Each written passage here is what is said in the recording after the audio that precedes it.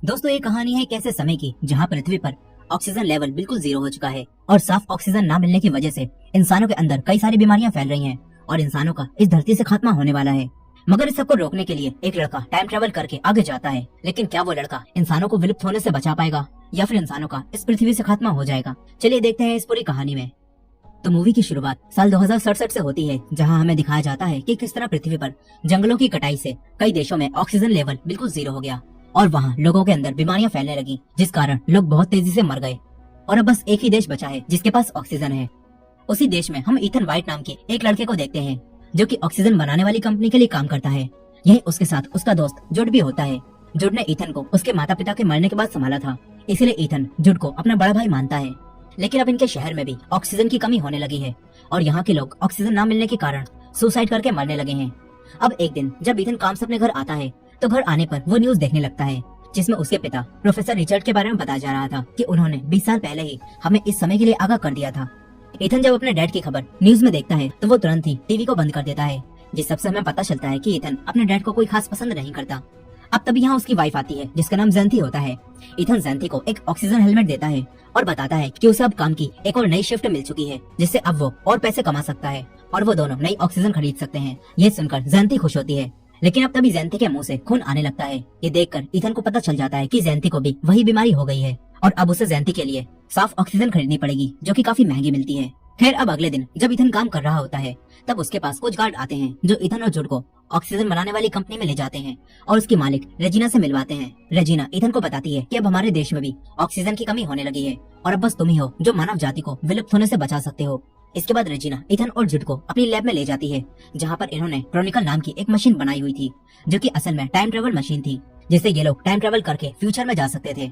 Regina बोलती है कि हमने भविष्य में 407 साल आगे कुछ रेडियो वेव्स भेजी थी जो कि वापस लौटी और उनके अंदर एक मैसेज था जिसमें लिखा था कि ईथन वाइट को वहाँ भेजो। रेजिना बताती है कि जिन लोगों ने भी ये मैसेज भेजा है उनके पास जरूर इस बीमारी का इलाज होगा। ये सुनकर ईथन कहता है कि उन लोगों ने मुझे ही क्यों चुना। इस पर रेजिना कहती है कि इस बात का जवाब तो हमें भी नहीं पता। रेजिना कहती है कि हमें वापस आने का भी कोई रास्ता नहीं पता। वो कहती है कि तुम्हें वहाँ जाकर उन लोगों को ढूंढना होगा जिन्होंने ये मैसेज भेजा है, वो लोग ही तुम्हें यहाँ वापस आने का रास्ता बताएंगे। मगर ये सब सुनकर ईथन वहाँ जाने से मना कर देता है। इसके बाद वो जुड के साथ एक बार में जाता है। ईथन जुड से कहता है कि मैं जयंती को छोड़कर कहीं भी नहीं जाऊंगा। इस पर जुड उसे समझाता है कि अगर वो फ्यूचर में चला गया तो वो वहाँ से इस बीमारी का क्योर ढूंढ कर ला सकता है जिससे उसकी वाइफ ठीक हो जाएगी। लेकिन ईथन फिर से कहता है कि मैं अपनी वाइफ जयंती को छोड़कर कहीं भी नहीं जाऊंगा। जुड कहता है कि अगर तुम वहाँ नहीं गए तो एक एक करके यहाँ सभी लोग मर जाएंगे। इसके बाद वो यहाँ से चला जाता है। फिर हम पास्ट के एक सीन को देखते हैं जहाँ छोटे ईथन को दिखाया जाता है जो कि अपने 8th बर्थडे पर केक काटने के लिए अपने डैड रिचर्ड का इंतजार कर रहा था। जिसके बाद उसके डैड यहाँ आते हैं और उसे एक गिफ्ट देकर कहते हैं कि ये एक दिन तुम्हें वो बनाएगा जिसके तुम लायक हो। इसके बाद वो उसका हाथ गिफ्ट बॉक्स के अंदर डाल देते हैं जिससे उसके हाथ में एक वॉच आकर लग जाती है जो कभी भी नहीं उतर सकती। उससे ईथन के हाथ से खून भी निकलने लगता है। रिचर्ड ईथन और उसकी मॉम को यहाँ छोड़कर यहाँ से चले जाते हैं, जिन्हें ऐसा करते हुए देखकर ईथन बहुत रोता है। फिर कहानी वापस प्रेजेंट में आती है जहाँ ईथन अपनी वाइफ जयंती को समय में आगे जाने वाली बात बताता है और कहता है कि मैं तुम्हें छोड़कर कहीं भी नहीं जा सकता।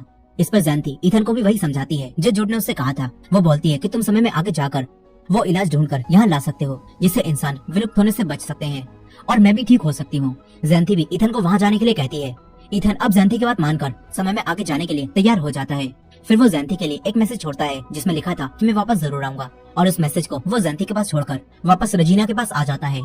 लेकिन अब रेजिना ईथन को बताती है कि क्रॉनिकल में कुछ खराबी होने की वजह से वो रेडियो वेव्स आने वाली जगह तक सीधा नहीं पहुंच सकता। उसे वहां जाकर खुद उस जगह को ढूंढना होगा।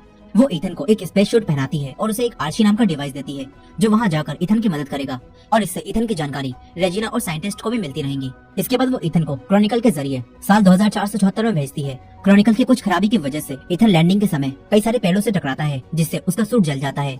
ईथन तुरंत ही उस सूट को उतार देता है। वो काफी डरा हुआ था, लेकिन तभी वो अपने आसपास पेड़ों को देखता है जिसे देखकर ईथन को काफी खुशी होती है क्योंकि जिस समय से वो आया है वहाँ पेड़ लगभग खत्म हो चुके हैं। अब ईथन आर्ची से रेडियो वेव वाली जगह को ढूंढने के लिए कहता है। आर्ची ईथन को रास्ता बताती है। तभी आगे ईथन को एक कंकाल दिखाई देता है जिसके सर में गोली लगी हुई थी। ईथन उस कंकाल के पास जाता है और उसे अच्छे से देखने लगता है। तभी ईथन को उसके सूट पर उसका नाम दिखाई देता है और उस पर लिखा होता है ईथन वाइट। ये देखकर ईथन चौंक जाता है। ईथन इस कंकाल के हाथ में एक वॉच को भी देखता है जो कि बिल्कुल वैसी ही थी जैसी ईथन ने पहन रखी है, मगर इस वॉच में ग्रीन लाइट जल रही होती है। ईथन ये सब देखकर काफी डर जाता है। ईथन को इस कंकाल के पास बिल्कुल आर्ची जैसा ही डिवाइस मिलता है जिससे अब ईथन समझ जाता है कि ये उसका ही कंकाल है। और वो समय में आगे मरने वाला है। ये सब देखकर ईथन उस कंकाल के हाथ से उस वॉच को उतारता है और कंकाल के डिवाइस में लास्ट रिकॉर्डिंग को प्ले करता है, जिसमें वो अपनी आवाज को सुनता है और वो किसी और से कह रहा होता है कि मुझे मत मारो। जिसके बाद कंकाल के डिवाइस की बैटरी खत्म हो जाती है और वो बंद हो जाता है। ईथन काफी देर तक यहाँ वहाँ बैठा रहता है। वो वहाँ मौजूद दरवाजा भी खोलने की कोशिश करता है, लेकिन ईथन से वो दरवाजा नहीं खुलता। अब रात में जब ईथन को भूख लगती है तो ईथन यहाँ कुछ बेरीज को उठाता है और उनके बारे में आर्ची से पूछने लगता है, लेकिन आर्ची को उनके बारे में कोई जानकारी नहीं होती। फिर ईथन उन बेरियों को खा लेता है, लेकिन वो बेरियां असल में जहरीली थी और उनसे ईथन की तबीयत खराब होने लगती है। लेकिन ये सारी खबर रेजिना और साइंटिस्ट को पता चल जाती है और वो लोग ईथन की जान बचाने के लिए जुड को भी समय में आगे भेज देते हैं। जुड तुरंत यहाँ आता है और ईथन को दवाई देता है और उसे होश में लाता है। फिर वो ईथन को बताता है कि क्रॉनिकल में आखिरी बार चलने की ही पावर बची थी और उससे मैं तुम्हें बचाने के लिए तुम्हारे पास यहाँ आ गया। इसके बाद ईथन जुड को वही कंकाल दिखाता है और बोलता है कि ये मेरा कंकाल है और मैं समय में आगे मारा जाऊंगा। ये सब सुनकर जुड बोलता है कि तुम नहीं हो और तुम यहाँ नहीं मरोगे। इसके बाद ये दोनों उसी मैसेज भेजने वाले को ढूंढने लगते हैं। तभी इन्हें यहाँ पर आगे एक डोर दिखाई देता है। ईथन जैसे ही उस डोर के सामने जाता है तो एक मशीन निकल कर आती है जो ईथन की आंखों को स्कैन करती है और डोर ओपन हो जाता है। इसके बाद ये दोनों अंदर जाते हैं जहाँ पर उन्हें एक कंप्यूटर दिखाई देता है। ईथन उस कंप्यूटर को चलाने की कोशिश करता है। तभी वो कंप्यूटर ईथन का डीएनए सैंपल मांगता है, जिसके बाद ईथन के हाथ में बंधी वॉच उसके हाथ से खून निकालती है और उस खून से कंप्यूटर खुद ही ऑन हो जाता है। फिर उस वॉच के अंदर भी ग्रीन लाइट जलने लगती है, जिसे देखकर ईथन परेशान हो जाता है और जोर से बोलता है कि मेरे मरे हुए कंकाल ने भी जरूर इस कंप्यूटर को पहले ऑन किया था, तभी उसकी वॉच की लाइट भी ग्रीन थी। इसका मतलब है कि अब मैं भी आगे मर जाऊंगा। ईथन कहता है कि ये फ्यूचर पहले ही लिखा जा चुका है और हम बस पन्ना को पलट रहे हैं, लेकिन जोड उसे समझाता है कि उसके साथ ऐसा नहीं होगा। अब तभी ईथन और जोड देखते हैं कि वो लोग उसी जगह पर हैं जहाँ पास्ट में वो लैब बनी हुई थी और यहाँ भी बिल्कुल वैसे ही टाइम मशीन क्रॉनिकल मौजूद है। ईथन कंप्यूटर की मदद से अपने डैड की होलोग्राफ इमेज देखता है, जिसमें दिखाया जाता है कि उसके डैड ने पहली बार जब क्रॉनिकल को चलाया और रेडियो वेव्स को समय में आगे भेजा तो तब रेडियो वेव्स वापस लौटी और उसमें एक मैसेज था जिसमें लिखा था कि ईथन वाइट को यहाँ भेजो।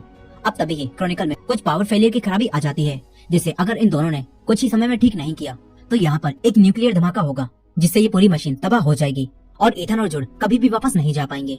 ये सब सुनकर ईथन बोलता है कि हमें टनल को ढूंढना होगा और क्रॉनिकल की पावर को ऑन करना होगा, जिससे कोई धमाका ना हो और हम लोग उन तक पहुंच सकें जिन्होंने हमें ये मैसेज भेजा था। जिसके बाद ये दोनों तुरंत ही टनल को ढूंढने के लिए तैयार हो जाते हैं। ये लोग अपने शहर में आते हैं, लेकिन यहाँ ये लोग देखते हैं कि इनका शहर पूरा तबाह हो चुका है।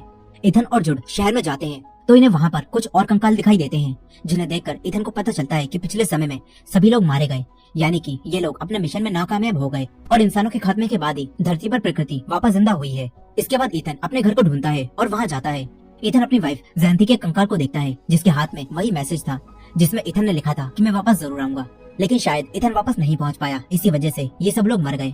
अब ये सब देखकर ईथन बहुत दुखी होता है। वो उसी कंकाल के आर्ची डिवाइस की रिकॉर्डिंग को दोबारा से प्ले करता है और इसमें वो इस बार जुड की आवाज को भी सुनता है, जिस सबसे उसे पता चलता है कि जुड ने उसे गोली मार दी। लेकिन ये सब सुनकर जुड गुस्से में आ जाता है और ईथन से बोलता है कि तुमने अब तक मुझसे ये डिवाइस छुपा कर क्यों रखा। जुड ईथन पर गन तान लेता है और पूछता है कि तुमने ये सब क्यों किया। ईथन कहता है कि तुम ही हो जो आगे चल के मुझे मार दोगे, लेकिन जुड उसे समझाता है कि मैं तुम्हें कभी भी नहीं मार सकता। इसके बाद वो ईथन को लेकर टनल में जाता है जहाँ से वो लोग क्रॉनिकल की पावर को ऑन कर सकें। ईथन टनल के एक रूम में जाता है और पावर को ऑन करता है, मगर तभी वो रूम डिप्रेशराइज हो जाता है और रूम के अंदर की सारी ऑक्सीजन खत्म हो जाती है, जिससे ईथन सांस नहीं ले पाता और वहीं बेहोश हो जाता है। तभी जुड रूम का डोर तोड़कर अंदर आता है और ईथन को बचा लेता है। वो दोनों क्रॉनिकल के पास आ जाते हैं और इन्होंने अब पावर ऑन कर दी थी। ये लोग देखते हैं कि पोर्टल ऑन होने में अब बस कुछ ही समय बचा है और पोर्टल ऑन होने के बाद ये लोग वापस घर जा पाएंगे। जुड काफी खुश होता है, लेकिन ईथन अभी भी परेशान था। ईथन आसपास की जगह को देखता है, तभी ईथन को एक डोर दिखता है। ईथन जब उस डोर को खोलता है तो वो सीधा उसी जगह पर पहुंच जाता है जहाँ उसका कंकाल रखा हुआ है।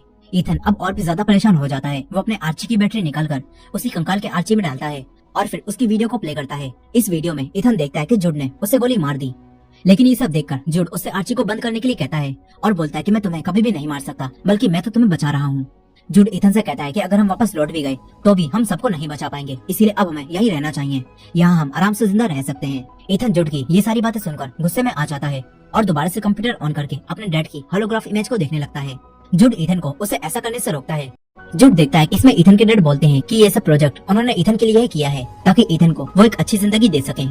ईथन ये सब कुछ ध्यान से सुन रहा होता है और अब तभी वो देखता है कि वहाँ पर रेजिना और यंग जुड भी आ गए थे। यहाँ रेजिना ईथन के डैड से कहती है कि हम किसी को इलाज ढूंढने के लिए वहाँ नहीं भेजेंगे, बल्कि किसी भी एक इंसान को समय में आगे भेजकर फ्यूचर में मौजूद क्रॉनिकल की पावर को फिक्स करवाएंगे और इससे फ्यूचर में मौजूद क्रॉनिकल और यहाँ मौजूद क्रॉनिकल दोनों के बीच में एक पोर्टल ओपन हो जाएगा और फिर हम अपने कुछ लोगों को लेकर फ्यूचर में चले जाएंगे और वहाँ पर जाकर आसानी से अपना जीवन बिताएंगे। रेजिना की ये सारी बातें सुनकर रिचर्ड बोलते हैं कि मैंने इस सिस्टम को लॉक कर दिया है, जो कि बस इथन के डीएनए से ही चल सकता है, और तुम्हें इस पोर्टल को खोलने के लिए इथन को वहाँ भेजना होगा, और मैं तुम्हें इथन को कभी भी वहाँ नहीं भेजने दूंगा। रिचर्ड की ये सारी बातें जानकर रेजिना तुरंत ही इथन के डैड को गोली मार देती है, जिससे इथन के डैड की वहीं डेथ हो जाती है। यहाँ अब इथन को पता चलता है कि वो समझता था कि उसके डैड उसे छोड़कर चले गए, लेकिन असल में उन्हें रेजिना ने मार दिया था। ये देखकर इथन को काफी दुख होता है। अब तभी वहाँ पर जुड भी आ जाता है और इथन से कहता है कि मैं नहीं चाहता था कि तुम्हें ये सब पता चले। वो इथन से कहता है कि हमें इस पोर्टल को खुलने से रोकना होगा ताकि वो लोग यहाँ पर ना आ पाए। लेकिन अब इथन जुड की बात नहीं सुनता और कहता है कि तुमने मुझे ये सब क्यों नहीं बताया? तुमने बचपन से लेकर अब तक सिर्फ मेरे इस्तेमाल के लिए ही मुझे संभाला है, और तुम शुरू से ही ये जानते थे कि हम यहाँ पर कोई भी इलाज ढूंढने नहीं आए हैं, बल्कि पोर्टल को खोलने आए हैं, जिससे रेजिना और उसके लोग यहाँ पर आ सकें।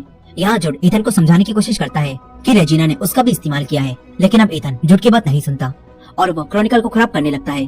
तभी गुस्से में आकर जुड इथन के सर पर गन तान लेता है। इथन समझ जाता है कि ये वही पल है जब जुड उसे गोली मार देगा और फिर उसका कंकाल हमेशा के लिए यहाँ पर पड़ा रहेगा। जुड भी ये सब समझ जाता है और इथन की शक्ल को देखकर उसे अंदर से गिल्टी फील होता है। इसलिए अब जुड फ्यूचर को बदलने के लिए इथन को गोली मारने के बजाय खुद को ही गोली मार लेता है, और यहाँ अब इथन के बजाय जुड मर जाता है। उसे ऐसा करते हुए देखकर इथन बहुत रोता है। वहीं दूसरी तरफ रेजिना अपने लोगों को समय में आगे भेजने के लिए तैयार हो जाती है और वो लोग पोर्टल खोलने का इंतजार करने लगते हैं।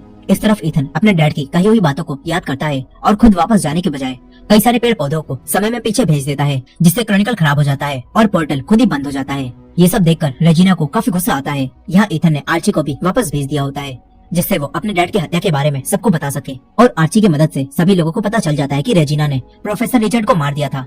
जिसके बाद रेजिना की कंपनी को भी बंद कर दिया जाता है और रेजिना को भी अरेस्ट कर लिया जाता है। यही इथन के भेजे कई सारे पेड़ पौधों की मदद से इंसानों को जिंदा रहने का एक और मौका मिलता है। इंसान इन पेड़ पौधों को बोकर दोबारा से पृथ्वी पर हरियाली ला सकते हैं। अब तभी जयंती के पास एक लेडी आती है जो उसे एक फूल देती है, जिसे इथन ने फ्यूचर से भेजा था। जयंती उसे देखकर रोने लगती है। इस तरफ इथन देखता है कि उसका कंकाल अब वहाँ से गायब हो चुका है, जिसका मतलब है कि अब फ्यूचर बदल चुका है और ये नया भविष्य है। इथन तुरंत ही शहर की तरफ जाता है तो देखता है कि वहाँ पर बिल्डिंग्स बनी हैं जो कि काफी एडवांस होती हैं, और इस दुनिया में इंसान भी होते हैं, जिन्हें देखकर इथन बहुत खुश होता है और समझ जाता है कि इंसानों को बचाने में वो कामयाब हो गया है।